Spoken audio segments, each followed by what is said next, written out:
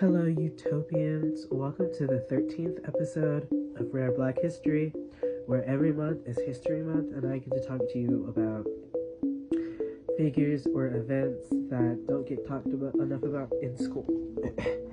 Today's episode is actually going to be a bit of a longer episode, as well. And it's an event that I wouldn't say is rarely taught. I think a lot of people know about the Tulsa riot, the Tulsa Race Massacre, Tulsa 1921, the Greenwood Race Massacre, whatever you want to call it, it's all the same thing. And it is going to be a little dark, a little bit heavy. So if you're not one for, it's Black History Month, you're probably going to be hearing about a lot of racial violence, a lot of this, a lot of that. It's going to be dark. Viewer discretion advised, essentially. So, firstly, I just want to start off with, if you're not familiar with the Greenwood District in Tulsa, Oklahoma, it was nationally recognized as an affluent African American community, that was also referred to as Black Wall Street because it was a thriving business district. That being said, between May 31st and June 1st of 1921, an interaction between a young black man named Dick Rowland and a white woman named Sarah Page caused a race massacre in the affluent African American community of Greenwood. The details of this interaction vary from person to person, but the most common story is that he stepped on her foot and caused her to scream, and she later accused him of sexual assault. Or he was later accused of sexual assault. I don't know if she directly accused him, or, you know how things were back in the day. Where was I?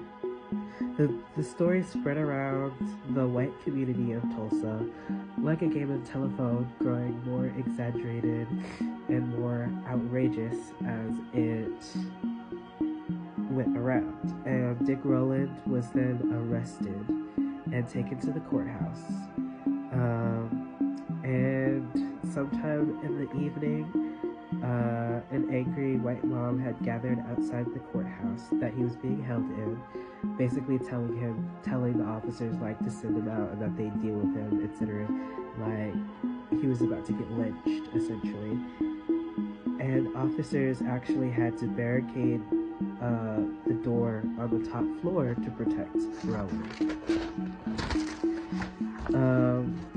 And then at around 9 p.m., a group of 25 armed black men, some of whom were World War I veterans, showed up to offer their help in guarding the teenage boy, but the sheriff declined their offer, so they left, and the people of Greenwood had every reason to believe that Dick Rowland was about to be lynched. It's just simply pattern recognition. The charges were dropped. They were suspicious and suspect anyway. It didn't make sense what they were saying.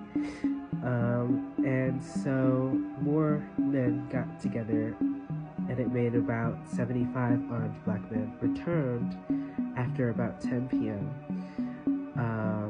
But they were met with a lot more black men. I want to say the number was in the hundreds, but I'm not sure. Don't quote me on that. I will link the sources below. It's unknown who shot first, but the group of black men who were outnumbered started to retreat back to Greenwood. And in the early hours of June 1st, 1921, Greenwood was looted and burned by white rioters. Martial law was declared by Governor Robertson, and the National Guard arrived in Tulsa. Some guardsmen helped put out fires, and they imprisoned all black Tulsans. Over 6,000 people were held at the convention hall and the fairground for as long as 8 days. The violence, however, only lasted 24 hours. A lot of damage was done in that 24 hours, though. 35 city blocks were laid in charred ruins, and more than 800 people were injured. And historians now believe that 300 deaths may have occurred from this incident. Yeah, that's the story of Greenwood. A lot of movies portray it well. Movies or shows, Lovecraft Country, Watchmen, and it's never easy to watch. I've seen it so many times, but this is a little bit different from the content I was putting out, and I'm still going to be putting out rare Black history, but I'm also going to be talking about other Black towns that this has happened to, like Lanier and Rosewood and Jackson Ward, because this has happened more than once, and that's why I don't at all actually believe when racist white people say, oh, get your own space. If you want this, do your own thing. Do it yourself. Because every single time we've tried to do it ourselves, it gets destroyed. So, yeah, thank you for tuning in. I'll see you guys in the next episode where I will be talking about Lanier in Georgia.